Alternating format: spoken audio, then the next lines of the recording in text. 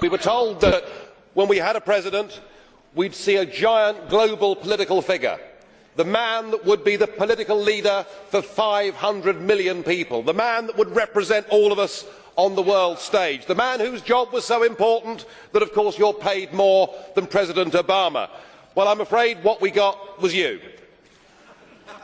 And I'm sorry, but after that performance earlier that you gave, and I don't want to be rude, but you know, really, you have the charisma of a damp rag and the appearance of a low-grade bank clerk.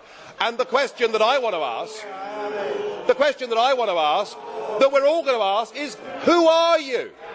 I'd never heard of you. Nobody in Europe had ever heard of you. I would like to ask you, President, who voted for you? And what mechanism? Oh, I know democracy is not popular with you lot. And what mechanism do the peoples of Europe have to remove you? Is this European democracy? Well, I sense, though, that you're competent and capable and dangerous, and I have no doubt that it's your intention to be the quiet assassin of European democracy and of the European nation states. You appear to have a loathing for the very concept of the existence of nation states. Perhaps that's because you come from Belgium, which of course is pretty much a non-country.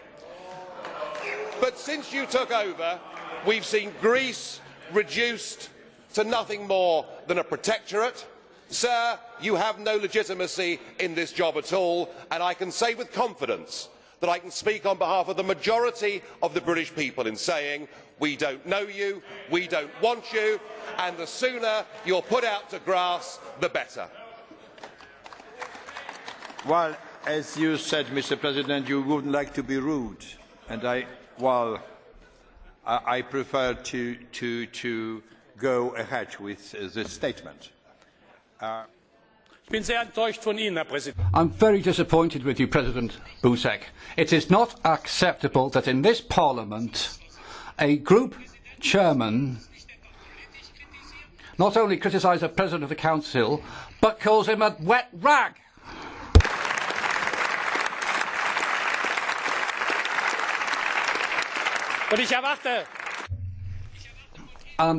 I expect you, President,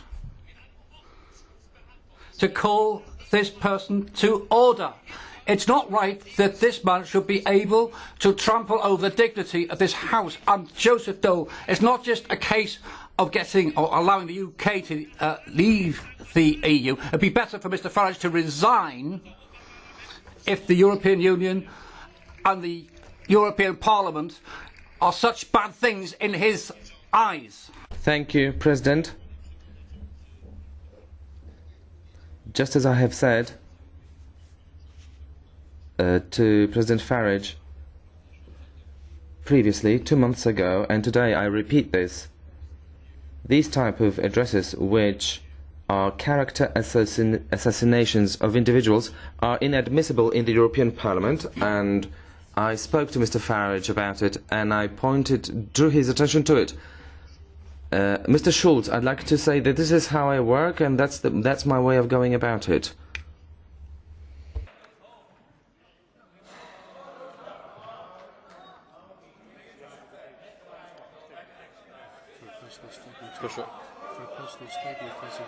Is it personal statement? At the end of the debate. Bardzo proszę. The floor is yours. You may not like what I say, but just consider your behaviour.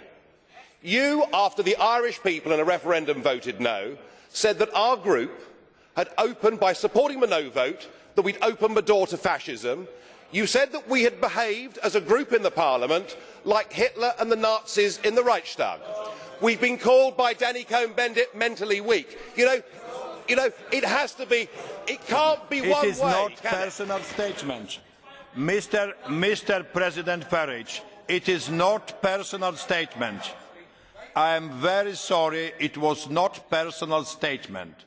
We must keep order and all the regulations of our Parliament.